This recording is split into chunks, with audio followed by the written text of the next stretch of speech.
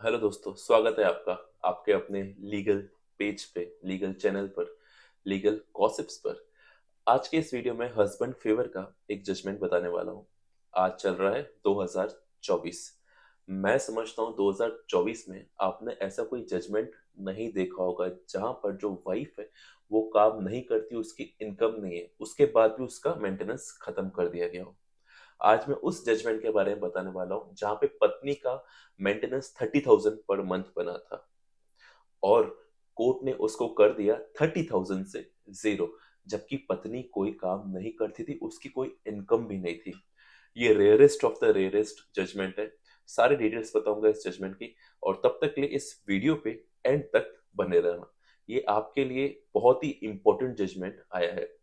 इस वीडियो में इस पर्टिकुलर मैटर के अंदर जाने से पहले मैं कुछ कॉमन चीजें आपके सामने रखना चाहता हूँ। आज के टाइम पे जब पत्नी आपके घर पे आती है शादी के बाद, तो ऐसा व्यवहार होता है कि आपके जो परिवार वाले हैं उससे कुछ जो तालमेल रहता है, उठना बैठना रहता है वो, और साथ ही साथ केयर करना पसंद नहीं रहता है।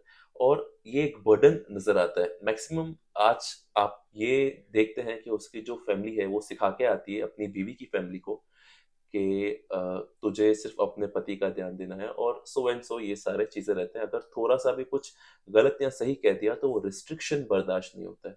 रिजल्ट क्या होता है, वो कहने लगती है कि तुम अपनी माँ से अलग हो जाओ, माँ बाप है तो माँ बाप से अलग हो जाओ, या कोई और है तो उनसे अलग हो जाओ।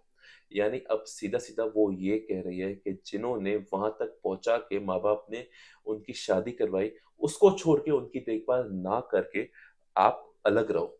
सो डेफिनेटली अगर माँ बाप किसी के भी हों तो उसको बेसहारा हम नहीं छोड़ सकते, बट वो कहते हैं कि उनको छोड़ दो।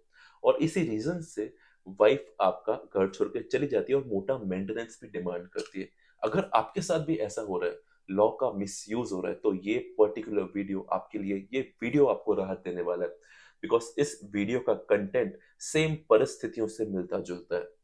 ये अपने आप में एक इंपॉर्टेंट जजमेंट है कि 2024 में कुछ ऐसा जजमेंट है ना, वाइफ का मेंटेनेंस जीरो होना, ये अपने आप में एक बहुत बड़ी बात है। इसमें लड़की ने एक मेंटेनेंस की पिटिशन डाली थी और एक एलिगेशन लगाया कि मेरे जो इन लॉ से डाउरी की डिमांड करते हैं और टॉर्चर करते हैं। दूसरी तरफ से हस्बैंड का कहना था वाइफ प्रेशराइज करती है कि वो अपने मदर एंड ग्रैंड मदर दोनों को छोड़ दे, दोनों से अलग रहे, और शादी के बाद उन दोनों लोगों से अत्यधिक झगड़ा करती थी, जबकि वो एक बुजुर्ग व्यक्ति थे।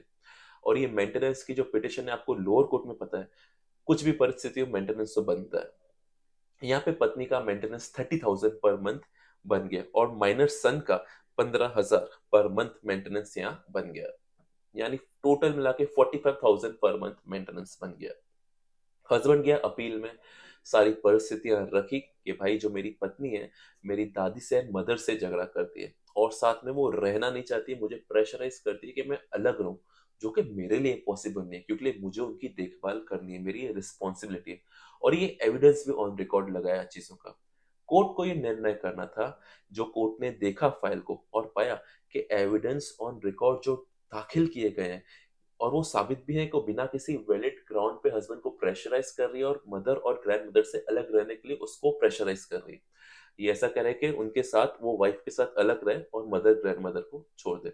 दूसरी चीज कोर्ट ने फाइंडिंग की, जो वाइफ है वो लड़के की माँ और दादी माँ को सर्व ही नहीं करना चाहती, सेवा नहीं करना चाहती, उनके लिए खाना नहीं बनाना चाहती। तो यहाँ पे कोर्ट ने एक अपनी ओपिनियन दी कि एज पर इंडियन कल्चर जो मैरिड वुमेन है, they must serve aged mother in law. यानी जो पत्नी है उसको अपनी mother in law, father in law, जो भी घर के बुजुर्ग है, उनसे अपेक्षा की जाती है कि वो कम से कम उसकी देखभाल करेगी, उनके उनको खाना देगी। अगर वो बेसिक जिम्मेदारी नहीं निभाती और राइट क्लेम करती है तो ये बेशक गलत है। अब इस मामले में पत्नी छोड़ के चली गई, मेंटेनेंस का केस फाइल किया।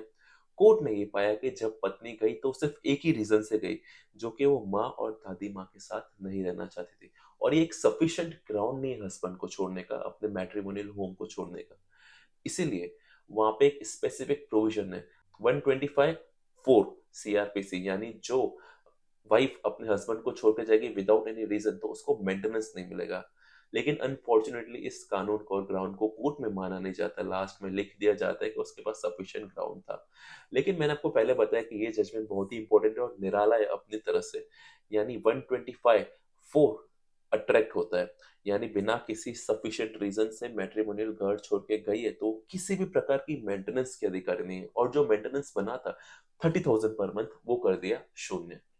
लेकिन कोर्ट ने ये माना कि जो बच्चे का मेंटेनेंस है 15,000 वो कंपैरेटिवली कम है, पति की सैलरी काफी ज्यादा है, फादर की सैलरी ज्यादा है। सो बच्चे का मेंटेनेंस 15,000 से 25,000 कर लिया, लेकिन वाइफ का मेंटेनेंस जीरो रखा। सो आज के समय में अगर किसी का मेंटेनेंस का केस चल रहा है तो ये केस बहुत इंपॉर्टेंट है, क्योंकि आपके साथ भी सेम परिस्थिति हो रही है, आपके पास एविडेंस जरूर होना चाहिए।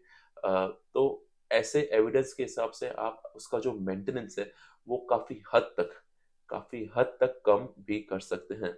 सो ये जो जजमेंट है इसकी कॉपी मैं लिंक में डाल रहा हूँ। ये जजमेंट को यूज करिए, अपने मामले में यूज करिए, ताकि आपको आपके राइट्स के लिए लड़ना पड़े, आपको आपके जजमेंट के हिसाब से आपको आपके राइट्स मिले। और ये जो लिंक है डिस्क्रिप्शन में आपको मिल जाएगा, वहां जाके मामले को पढ़िए, समझिए, जानिए। आज के इस वीडियो में इतना ही, मिलते हैं नेक्स्ट वीडियो में नई जानकारी के साथ। तब तक के लिए thank you for watching legal gossips. Know your rights, if you are with me you will learn it better.